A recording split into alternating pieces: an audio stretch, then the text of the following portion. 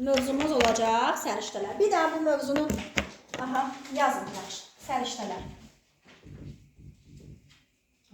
Səriştə sözünün mənası ilin sonunda uşaqlar üçün əldə etdiyimiz bacarıqlardır. Ki, nədir elə arasında? Özümə səhv ediyorum. Deməli, səriştə sözünün mənası ilin sonunda əldə olunan bacarıqlardır. İlin sonunda əldə olunan bacarıqlardır. Ay sağ olun. Bəs səriştələr özləri neçə yerə bölünür? Yəni səriştənin növləri hansılardır? 3 yerə bölünür səriştələr. Birinci, təfəkkürlə bağlı olan səriştələr. Yazın, təfəkkürlə bağlı olan səriştələr. İkinci, fəaliyyətlə bağlı olan səriştələr. Bəli. 1. Təfəkkür. 2. Fəaliyyət. 3 isə dəyərlər. Bəli. 3 dəyərlər. İndi biz bildik ki, bu səriştələrin növləridir. Təfəkkür, fəaliyyət, dəyərlər. Onların özlərinin də hər birinin 5-5 növü var. Bəli. 5-5 növü var. Təfəkkürlə bağlı olan səriştələr hansılardır? Birinci, yazın yaxşı. Təfəkkür.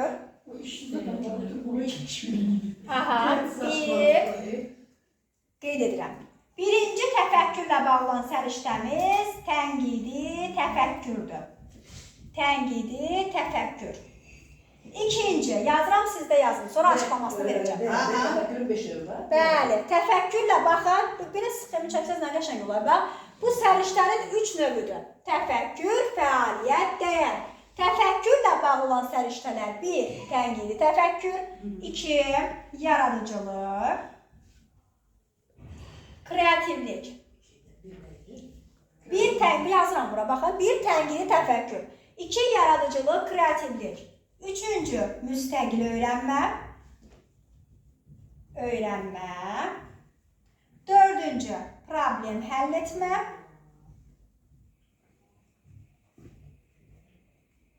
5. Qərar qəbul etmə. Deməli, təfəkkürlə bağlı olan səriştələr oldu. Tənqidi təfəkkür, yaradıcılıq, kreativlik, müstəqil öyrənmə, problem həll etmə, qərar qəbul etmə. Sonra bir-bir izahını verəcəm hamısının. Yaxşı. Baxaq, fəaliyyətin növləri hansılardır? 1. Ünsiyyət. 2. Əməkdaşlıq. Heç mənə kömək edən müəllimə olmayacaqmı? Heç mi tanış deyil bu sözlər sizə? Rəqəmsal savadlılıq. İkinci əməkdaşlıq. 3. Rəqəmsal savadlılıq. 4. Maliyyə savadlığı. Maliyyə savadlığı. 5. İnformasiya savadlığı. Rəqəmsalı heç bilmirik. Bir də təkrar edirəm. İkinci fəaliyyətlə bağlı olan səriştələrimiz. Ünsiyyət, əməkdaşlıq, rəqəmsal savadlıq, maliyyə savadlığı, informasiya savadlığı. İnformasiyada yaxşıdır bizdə. Xülasaq indi. Dəyərlər. Birinci, milli kimliyin dərki. Üçüncü də. Bəli. İndi dəyərlərlə bağlı olan səriştəni yazıram. Milli kimliyin dərki, milli iftixar hissi. İftixar hissi. İkinci. Bəli. İkinci, fəal vətəndaş mövqeyi. Kimliyin dərki, milli iftixar hissi. İkinci, fəal vətəndaş mövqeyi. Üçüncü, demokratiya və insan hüquqlarına hörmət. Heç hər şeydə fəal olmaqla əlaqəsi yoxdur bunun.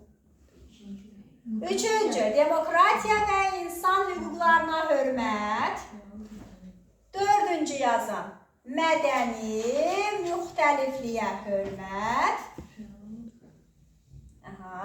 Mədəni.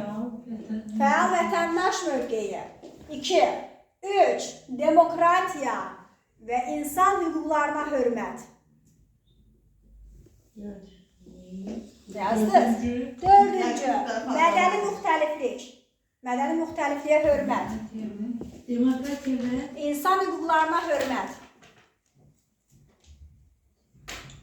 Aha. Dördüncü, mədəni müxtəlifliyə hörmət. Beşinci isə şəxsi və sosial məsuliyyət. Şəxsi və sosial məsuliyyət. mədəni Aha, mədəni müxtəliflik. Beşinci, şəxsi və sosial məsuliyyət. Yazdınız. İndi mənə diqqətlə qulaq asın müəllimələr. İzahdan sonra istəsəz qeydlər apararsınız, necə, amma mənə diqqətlə qulaq asın. Çünki hər belə deyək də,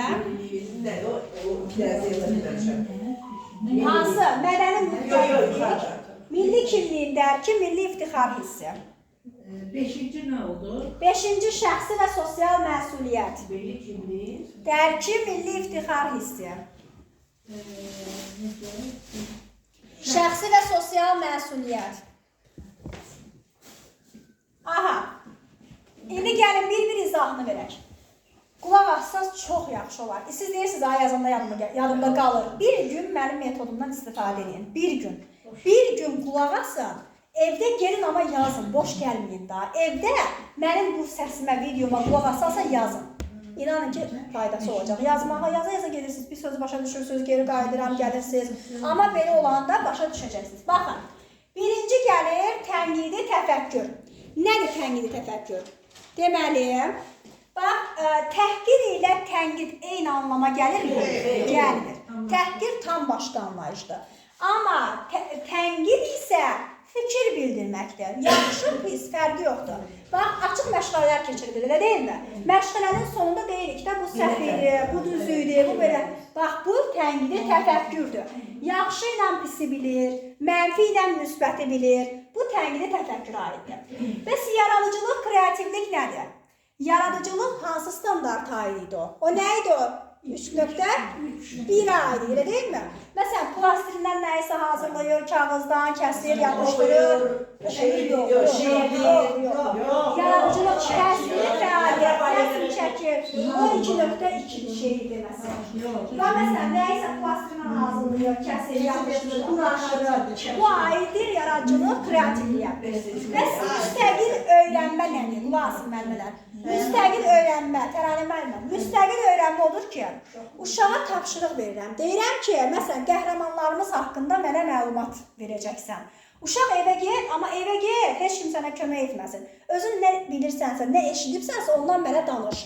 Uşaq evə gedir, müstəqil şəkildə, özü tək başına axtarır, araşdırır, öyrənir, gəlir. Amma demir, ay ana kömək et, ay ata kömək et, demir. Müstəqil şəkildə öyrənir, gəlir. Aydın oldu? Bu müstəqil öyrənmədir. Bəs problem həll etmə nədir? İki uşaq dalaşır oyuncaq üzərində. Mən də sadəcə baxıram uşaqlara. Bir də görürəm ki, özləri öz aralarında o problemi həll edə bilər. Bax, problem həll etmə budur. Aydın oldu? Özləri üçün hər hansı bir problemi həll edirlər. Və yaxud da deyirəm ki, uşaqlar, bax, bu qələmləri bir tərəfə yığın, dəftərləri bir tərəfə yığın. Uşaqlar o problemi özləri həll edir. Dəftərləri bir tərəfə yığır, qələmləri bir tərəfə. Bu problem həll etmədir. Bəs qərar qəbul etmə nədir? Bugün uşaq bağçaya gedir, deyir ki, mən qırmızı koftanı geyinib getmək istəyirəm. O qərarını verdi. Və yaxud da siz səhər bilirdiniz ki, kursa gələcəksiniz, deyil mi? Qərarınızı vermişsiniz ki, mən kursa gələcəm. Bu qərar qəbul etmədir. Keçən indiyə fəaliyyətlə bağlanan səriştələr ünsiyyət. Ünsiyyət neçə standart idi? Diqqətli olun, ünsiyyət. 4.1, bəli. 4.1-dəki ünsiyyət nədirsə, buradakı ünsiyyət də odur. Söhbət etməkdir. Aydın oldu. Sonra əməkdaşlıq nədir?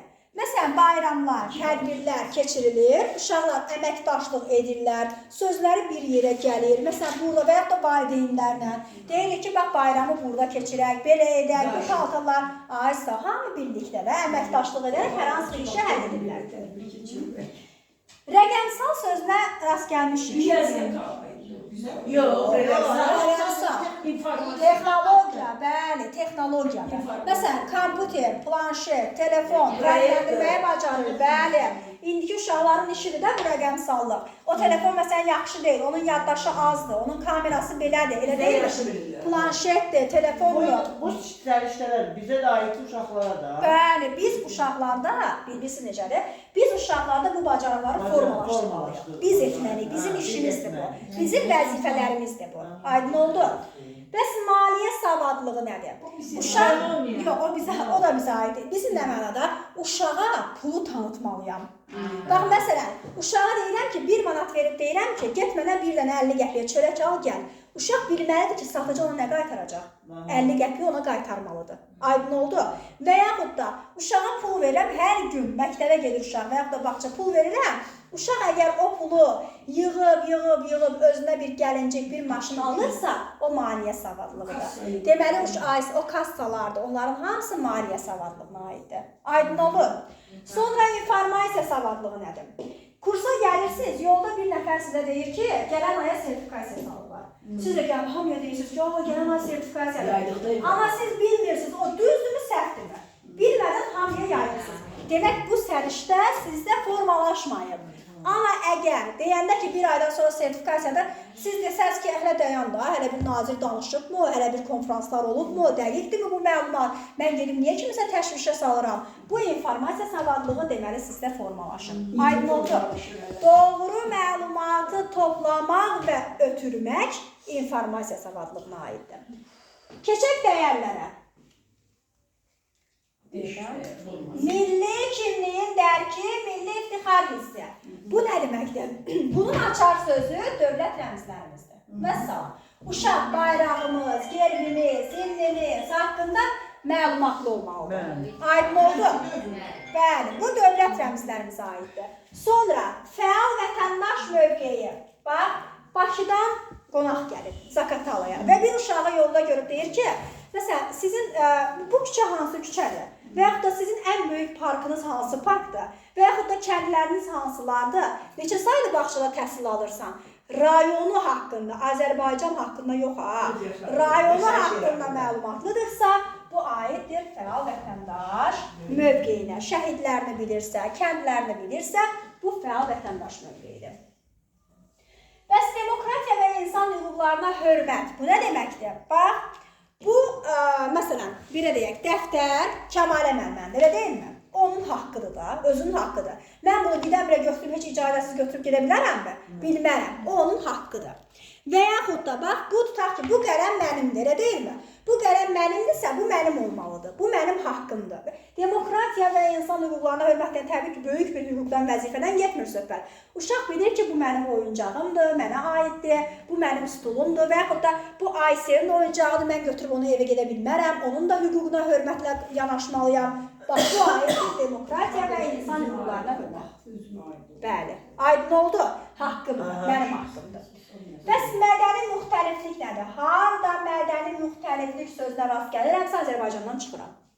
Başqa bir millətdən bir uşaq gəlib qrupumuza. Bizim üçün fərqi varmı? Fərqi yoxdur da. Dövlət icazə verirsə, mən ona, sən məsələn Rusiyadan gəlmirsən və yaxud da sən Yaponiyadan, sən bizim kimi bilməzsən, sən aslı olmadan, bax, məsələn, birə deyək də cinsdir, yaşdır, ondan sonra rəngdir, onları deyirlər. Başqa millətdən gələn uşaqdır burada, sırf. Başqa bir millətdən bir uşaq gəlirsə, biz onu da digərlər kimi davranmalıyıq. Bəs şəxsi və sosial məsuliyyət nədir? Şəxsi və sosial məsuliyyət 4.2 standartıdır. Nə idi o 4.2 standartı? Cəmiyyətdə özünü apara bilməsidir, bəli, bax. Sözün özündə mənası var. Şəxsi, yəni mən, şəxsi mənəm, elə deyilmi? Sosial nədir? Cəmiyyətdir. Məsuliyyət, məsuliyyətli olmalıyam. Mən cəmiyyətdə məsuliyyətli olmalıyam. Vəssalam. Necədir? Bravo. Bravo, təşəkkür. Rahat deyil. İnşallah mən də bravo.